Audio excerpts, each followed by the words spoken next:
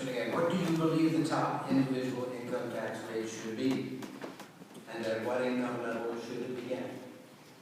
Well, I think it certainly needs to be higher. I think it could be as high as 10%. I know a lot of people here want to keep it where it is, but we know that those in the tax bracket have something like $3 billion, I believe, in taxable income that exists. I think that we should be willing to tax the rich more in the city. People say it's going to drive people out. DC is one of the hottest cities in America. People make a lot of money and moving in. And I think there's very little evidence to really show that raising people's taxes and getting them out of the city, that's not really, I think it's more of a boogeyman than a real issue. I think it should be maybe at least 10. I think it can even go higher than that, to be frank with you. I think we need to look at the massive amount of income that's being created. It's not like it just falls out of the sky. It's created by working people on an everyday basis. And I certainly think that they should be willing to pay back in the city service and infrastructure to the level that we need. I think we need to focus on people's needs, not keeping money in rich people's pockets. Thank you. So your question, John. Well, in another ratings, it's kind of tough to follow these, but I think I would have the tax rate at 9%. That's something I would definitely willing to hear more about going forward. But the key issue is not necessarily the tax rate to me.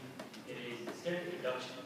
It is making sure that we implement a tax system to benefit all of our partners. So if we make less money, you can afford a little less than someone making a lot more money than you to contribute to the city. Right? I think everyone generally agrees with that. Everyone can see the merit in that system. So again, that is the route that I think I would definitely back this reduction. Settles. First, let me say, I think the Tax Revision Commission got it right on the top rate, and I think they got it right on the bottom rate, so I agree with both of those. The only thing I'd like to see changed is they left the category from 60,000 to 200,000. I think we need to add a tier there of those from 60,000 to 100,000, because this is a very expensive city if you're in that bracket. And I'd like to see that rate lowered somewhere in the 70% or even lower than that range, so that we give tax relief to those singles and also middle-class families that are struggling in that rate range. I also would like to see, in addition to the tax cuts, some pre-tax expenses for transportation. Because in my work on the Southeast Children's Fund Board, I see too many single-family households that are being crippled by the transportation costs. We talk a lot about affordable housing, but transportation costs is a huge impact on families. There's families catching the bus to the train, and then the bus to the train back home, and they're spending $12 to $15 a day. So we've got to do something about that. So I think we need to have pre-tax expenses for that. So Rubio. Well, I also agree. I like the provisions that they did. It started at 4% and it goes up to 8.5% for anybody making under 350,000. I would want to reduce it down to 250,000. So if we make anything from 250,000 and up, I would want you to be taxed at 9%, and also from 10,000 and under, be taxed at 2%. I also want to increase the standard deduction tax credit, which right now is lower than the federal tax credit, than the federal deduction. And I also want to increase the earned income tax credit, which is also lower than the federal income tax credit, especially for single individuals. Zagan.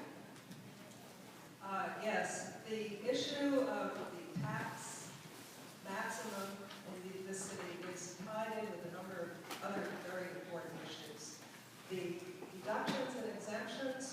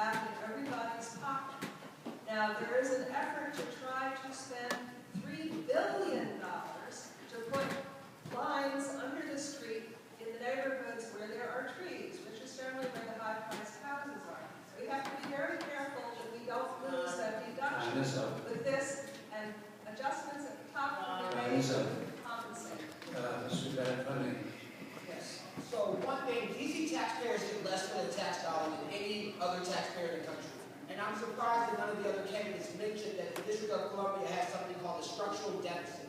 So what that means is that our taxpayers pay more taxes than the national average, but that's not enough money to provide for an average level of city services. So one of the reasons why we get less for our tax dollars is because we're not a state. An additional $2.3 billion would be brought into our economy if we were a state, because that would be a payment in lieu of taxes, because a third of the land here in DC is untaxable.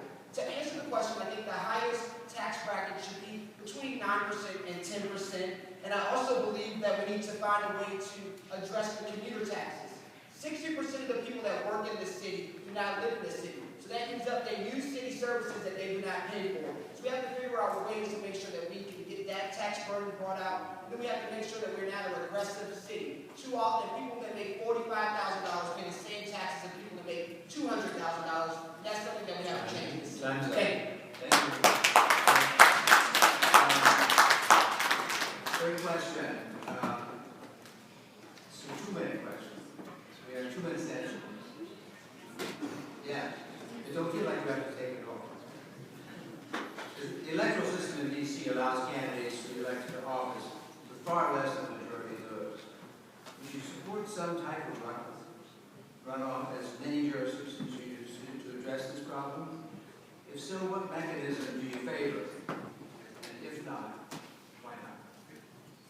Let's start in the middle with Mr. Settles and go down and we'll come back.